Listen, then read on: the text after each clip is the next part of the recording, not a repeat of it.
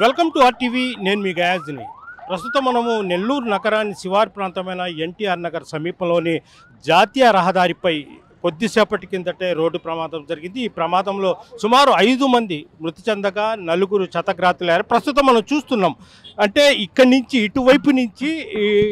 ఇటువైపు నుంచి మామూలుగా నెల్లూరు వైపు నుంచి ఇటు కోవూరు వైపు వెళ్తున్న కంటైనర్ లారీ ఒక్కసారిగా పక్క నుంచి మోటార్ బైక్ ఒక్కసారి ఇటు రావడంతో తప్పించడానికి పోయి నేరుగా పక్కన అంటే కంకులు అదేవిధంగా వివిధ వ్యాపారస్తులు ఉన్నారు, మొత్తం తొక్కుంటూ వెళ్ళి ఆ చెట్టుకు ఢీకొన్న దృశ్యాలు అయితే మనం చూస్తున్నాము. స్పాట్ అక్కడే 3 చనిపోవడం జరిగింది, మరో 4 తీవ్రంగా గాయపడ్డారు. వాళ్ళందరినీ చికిత్స నిమిత్తము ఆసుపత్రికి తరలించడం జరిగింది. అయితే గత కొద్ది కాలం నుంచి ఈ ప్రాంతంలో సర్వీస్ రోడ్డు కావాలంటూ కూడా ఆందోళన చేస్తున్న పరిస్థితి అయితే ఉంది. ప్రస్తుతము మనతో మాట్లాడేందుకు కొంతమంది ఉన్నారు, వాళ్ళతో కూడా మాట్లాడదాం.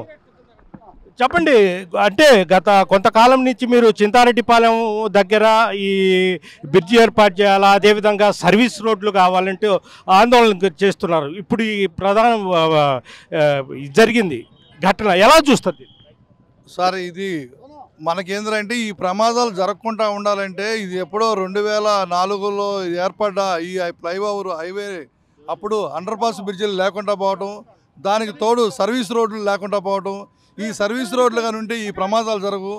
ఇది హైవే అథారిటీ వాళ్ళు పూర్తి బాధ్యత వహించాలా.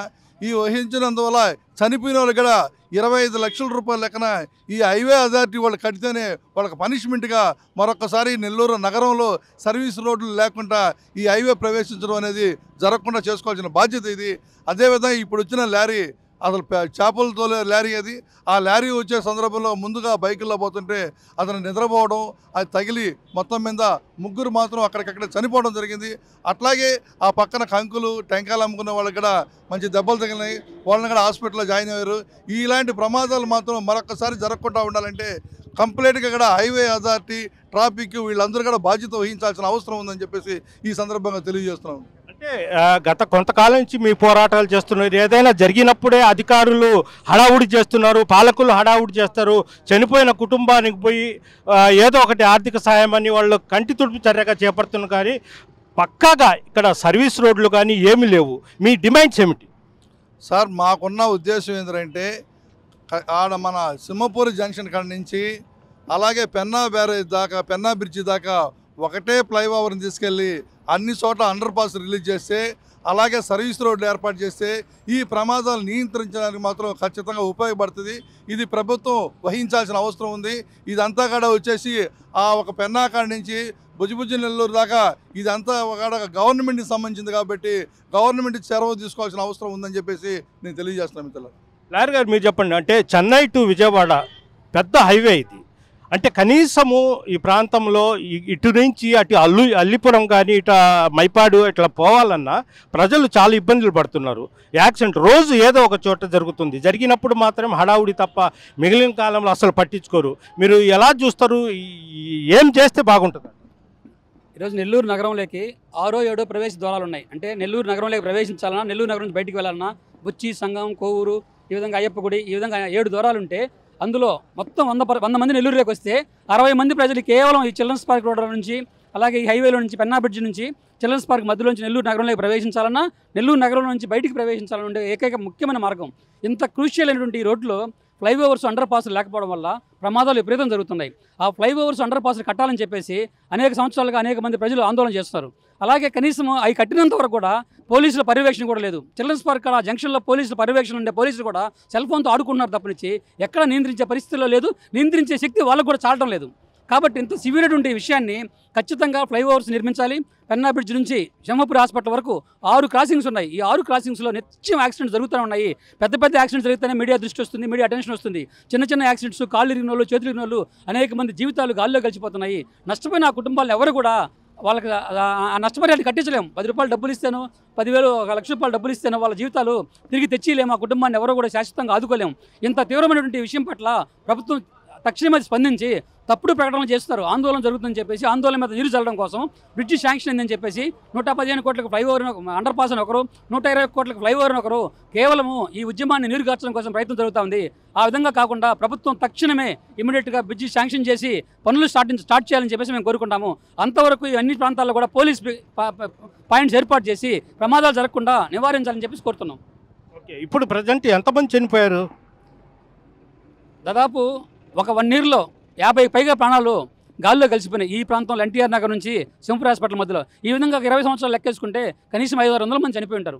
ఇంత తీవ్రమైనటువంటి ప్రాంతాన్ని ప్రభుత్వం నిర్లక్ష్యంగా వ్యవహరించడం అనేది, ఎవరో ఆర్థిక ప్రయోజనాల కోసం ఈ రోడ్డు 6 లేన్గా మార్చకుండా ఇక్కడ ఫ్లైఓవర్స్ కట్టకుండా వ్యవహరిస్తున్నారని చెప్పేసి మేము అభిప్రాయపడుతున్నాం.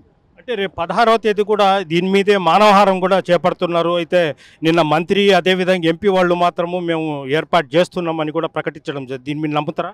మేము అనుకుంటున్నాము అవి మంత్రి వేమిరెడ్డి గారు కానీ నారాయణ గారు కానీ ప్రకటన కాదు, కేవలం కింద స్థాయి కార్యకర్తలు ఇక్కడ ఉద్యమం వివిధ నడుస్తూ ఉంది, మేము డ్యామేజ్ జరిగిపోతాం అధికార పార్టీ వాళ్ళు భావించి వాళ్ళ ఫోటోలు పెట్టి వాళ్ళ పేర్లు చెప్పుకొని ఇది మీడియా ద్వారా ప్రచారంలో తెచ్చారు తప్పనిచ్చి వాళ్ళు చేసిన ప్రకటన కాదు, ఇది రాజకీయ ప్రకటన తప్పనిచ్చి అధికారిక ప్రకటన కాదు, దీని ప్రజలు ఎవరు కూడా విశ్వసించొద్దని చెప్పేసి రేపు మానవహారాన్ని జయప్రదం చేయాలని చెప్పేసి మేము కోరుతున్నాం. ఇది పరిస్థితి ప్రస్తుతం వీళ్ళంతా ఆవేదనతో. మీరు చెప్పండి సార్. దీనికి కారణం ఏంటంటే కోవూరు వరకు 6 లైన్ ఉంది సార్. మన చెన్నైకి మన ఆంధ్ర బార్డర్ దాటంగానే 6 లైన్ ఉంది సార్. ఇక్కడి నుంచి వచ్చేవాళ్ళు అదే స్పీడ్ మీద వస్తూ ఇక్కడ 4 లైన్ అవడం వల్ల కంజెస్టెడ్గా రావడం, వాడు స్పీడ్గా పోయే ఉద్దేశం అదే ఊపిలో ఉండడం, దానివల్ల యాక్సిడెంట్ జరుగుతున్నాయి. ఒకటి. రెండోది ఏంటంటే ఇక్కడ వాళ్ళు ముగ్గురు చనిపోయారు, నేను బతికున్నాను సార్. నాకు అక్కడ యాక్సిడెంట్ జరిగితే బండి 2 ముక్కలైంది నన్ను వెనక నుంచి కారు కొడితే. కారణం ఏంటంటే వాడికి లైన్లో 4 లైన్ ఉంది, 2 బండ్లు పోతా ఉన్నాయి, ఆ బండిని క్రాస్ చేయడంలో నన్ను గుద్దేశాడు. ఆల్మోస్ట్ చనిపోయానని అందరూ అనుకున్నారు. చాలా యాక్సిడెంట్స్ ఇక్కడ.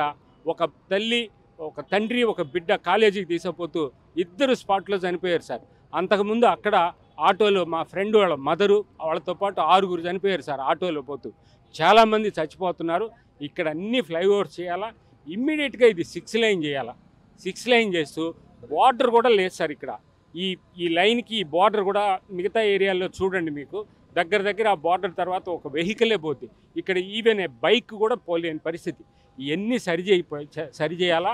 దాంతోపాటు వీళ్ళు రోజు ఒక రకంగా దీంట్లో ఏదో డబ్బులు పెద్ద ఆదాయం ఉన్నట్లేదు, అందుకని ఈ బ్రిడ్జిని గురించి పెద్దగా పట్టించుకోవడం లేదు. దీన్ని ఏదన్నా సైడ్కి తిప్పేసి వాళ్ళ యొక్క సొంత ఆదాయాలు, వాళ్ళ ఆస్తులు అక్కడ ఏమైనా ఉంటే అటువైపు తిప్పుకొని అటు రేట్లు పెంచుకునే దానికోసం ఆలోచిస్తున్నారు. కానీ ప్రజా శ్రేయస్సు గురించి కానీ ప్రజల క్షేమం గురించి కానీ వీళ్ళు ఏమాత్రం ఆలోచించడం లేదు సార్. చనిపోయిన వాళ్ళు ఎంతమంది అల్లాడారో, వాళ్ళు కాళ్ళు చేతులు ఇరిగి మంచాన పడి ఎంతమంది అల్లాడుతున్నారో, చనిపోయిన వాళ్ళ బాధితులు ఎంతమంది వీధిని పడి అల్లాడుతున్నారో, వీళ్ళ గోడు ఎంత కొట్టినప్పటికీ వీళ్ళు ఎప్పటికీ నిద్రలేస్తారో తెలీదు.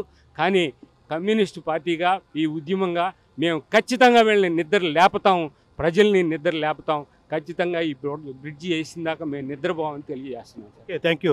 ఇది పరిస్థితి. వీళ్ళంతా అంటే రోజు ఒక ప్రమాదం జరుగుతూనే ఉంది, ఎంతోమంది ప్రాణాలు కోల్పోతున్నారు, ఎన్నో కుటుంబాలు వీధిన పడుతున్నా అయినా అధికారులకు కానీ పాలకులు కానీ కనీసం చీమ కుట్టినంత కూడా లేదు. దీని మీద మేము ఉద్యమిస్తాము. ఖచ్చితంగా సర్వీస్ రోడ్లు కానీ అదేవిధంగా అండర్ పాస్ రోడ్లు కూడా ఏర్పాటు చేయాలంటూ కూడా వీళ్ళంతా డిమాండ్ అయితే చేస్తున్నారు.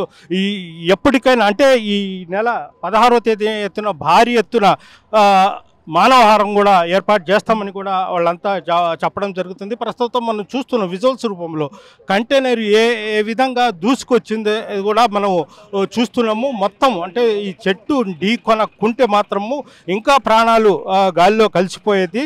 అయితే ఈ చెట్టును ఢీకొని ఇక్కడ ఆగిపోయిందని కూడా మనం అనుకోవచ్చు. మొత్తం స్పాట్లోని ఇక్కడ ఒక 3-4 ఇక్కడే చనిపోవడం జరిగింది. మరో ఒక 4 తీవ్రంగా గాయపడడంతో వాళ్ళ చికిత్స నిమిత్తం అంటే మనం చూస్తున్నాం, మన కెమెరా పర్సన్ ప్రదీప్ చూపిస్తున్నాడు విజువల్స్. అంటే పాపం వీళ్ళు అంటే మొక్కజొన్న కంకులు అమ్ముకొని జీవనం సాగిస్తుంటారు. అయితే ఏ పూటకు ఆ పూట ఈ ఇల్లు ఈ జీవనం సాగిస్తూ ఉంటారు. ఈ చిన్న అంటే మొక్కజొన్న అదేవిధంగా ఇవి అమ్ముకొని జీవనం సాగించే వాళ్ళని ఒక్కసారిగా లారీ వాళ్ళని కబళించి వేయడంతో వాళ్ళ ప్రాణాలు గాలిలో కలిసిపోయి ఆ కుటుంబాలు వీధన పడ్డాయి.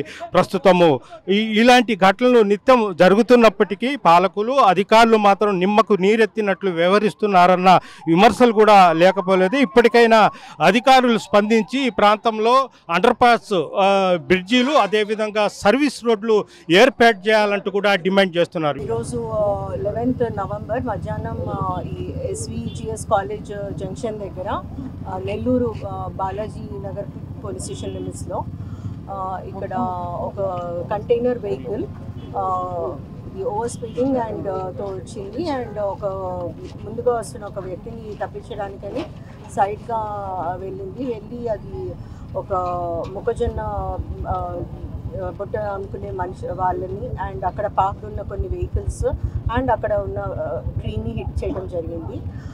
ఇందులో మొత్తం 3 ఫెటాలిటీస్, 3 చనిపోవడం జరిగింది. అందులో 2 ఐడెంటిటీస్ తెలుసు, ఇంకొకరిది తెలుసుకోవాల్సింది ఉంది అండ్ మొత్తం 4 ఇంజర్డ్ ఉన్నారు. వాళ్ళలో 2కి చికిత్స జరుగుతుంది.